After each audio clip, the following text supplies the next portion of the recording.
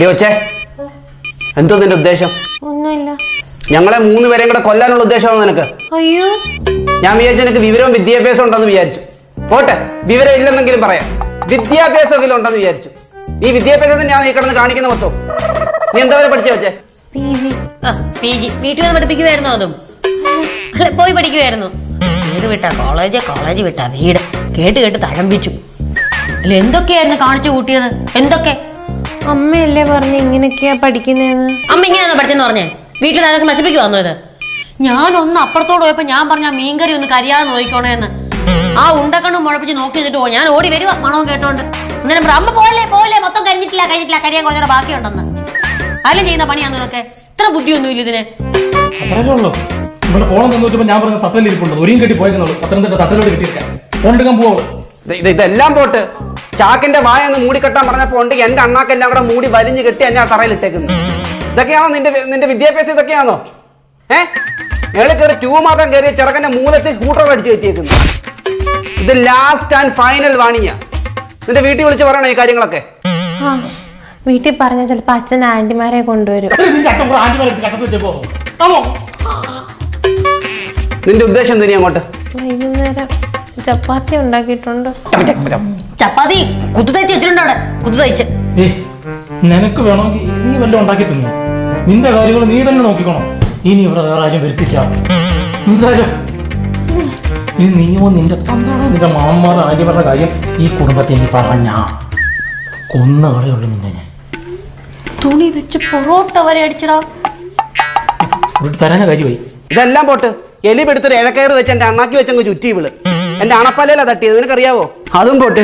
ഗീതേ, നീ എനിക്ക് ഓണത്തിന് മേടിച്ചെന്ന കറുത്ത ചട്ടി അത് വെളിയിൽ കിടക്കുമായിരുന്നു. ഈ ഇന്ദ്രവൾ എന്നോട് വന്ന് ചോദിച്ചു അച്ഛാ സഹായിക്കണമെന്ന്. എന്റെ കാലക്കേടിന് ഞാൻ പറഞ്ഞു എന്റെ പൊന്നുമോളെ ആ ഒറ്റയ്ക്കിരിക്കുന്ന ചട്ടി എടുത്ത ആ ചട്ടിക്കകത്തോട്ടൊന്ന് മാറ്റി വെക്കാവോ എന്ന്. ഇവൾ ആ കറുത്ത ചട്ടി എടുത്ത് കറുത്ത ചട്ടിക്കകത്ത് വെച്ച് എന്റെ മുന്നിൽ കൊണ്ടിട്ട് ചട്ടിയും കൂടി ഇട്ട് ഇങ്ങനെ ആട്ടുന്നു. എന്റെ ചങ്ക് അടി പറഞ്ഞത്. എന്റെ ചങ്ക് അറിയാവോ നിങ്ങൾക്ക്? ഒന്ന് പറയാതിരിക്കുവോ നല്ലത്. അതെ, ഇങ്ങനെ ഇരുന്ന നിക്കറ് എലാസ്റ്റിക് വലിഞ്ഞ് ഇങ്ങനായി. നിനക്ക് എനിക്കൂടെ കയറാനകത്തിപ്പോ. എന്നിട്ടൊരു ചോദ്യം, എലാസ്റ്റിക് വലിഞ്ഞു പോയല്ലോ അച്ഛാന്ന്, പുതിയ തരണം മേടിച്ചുവിടായോ എന്ന്. അവിടെ ഇരിപ്പുണ്ട്. ആ ചട്ടിക്കകത്തിരുന്ന ജട്ടി ഇപ്പൊ കിളിച്ചു കാണും. കുറെ ജട്ടി മരങ്ങൾ ഇങ്ങനെ നിൽക്കുന്ന കാണാം. ഒരു തൈ എടുത്ത് മോള് നിന്റെ അച്ഛനോടെ കൊണ്ട് കൊടുക്ക്. എന്നിട്ട് വാ ഇങ്ങോട്ട്. അടുത്ത കൂലി ഉണ്ടാക്കിയിരുന്നു.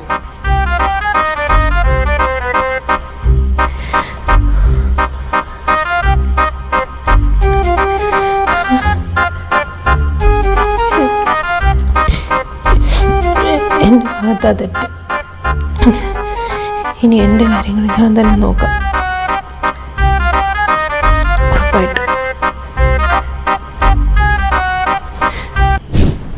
അതെ, നിങ്ങൾ അറിഞ്ഞോ?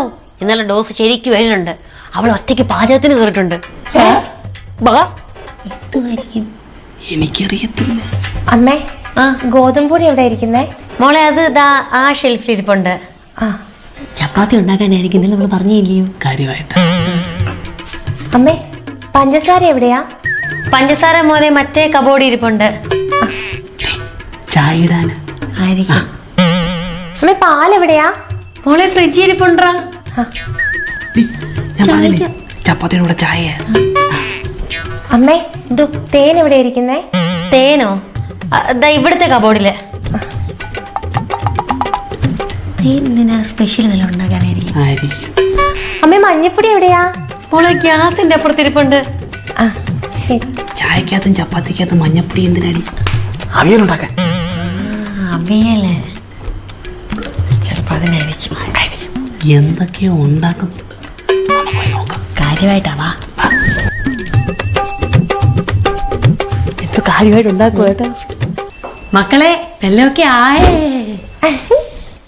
അയ്യോ ഗീതേ, പട്ടിണിയോടൊന്ന് ചാവേണ്ടി വരുമല്ലേ. ഇന്നലെ അമ്മയും അച്ഛനും ചേട്ടനും എന്നെ വഴക്ക് പറഞ്ഞില്ലേ? എന്നിട്ട് പറഞ്ഞില്ലേ ഇനി എന്റെ സ്വന്തം കാര്യം ഞാൻ തന്നെ നോക്കണോന്ന്. ഗോതമ്പൊടി, പാല്, തേന്, പഞ്ചസാര ഇതെല്ലാം കൂടി ഇട്ട് കുഴച്ച് ഞാനൊരു ഫേസ് മാസ്ക് ഉണ്ടാക്കി. എന്റെ കാര്യം നോക്കാൻ, എന്റെ സൗന്ദര്യ സംരക്ഷണത്തിന്. ഇതുപോലെ ഞാൻ എന്റെ സ്വന്തം കാര്യം ഇനി എപ്പോഴും നോക്കിക്കോളാം. ഇങ്ങനെ നിങ്ങളുടെ കാര്യം കൂടെ നോക്കാൻ ഒരു ചെറിയ അവസരം തന്നാ മതി, ഞാനത് മുതലെടുത്തോളാം. എങ്ങനെയുണ്ട്?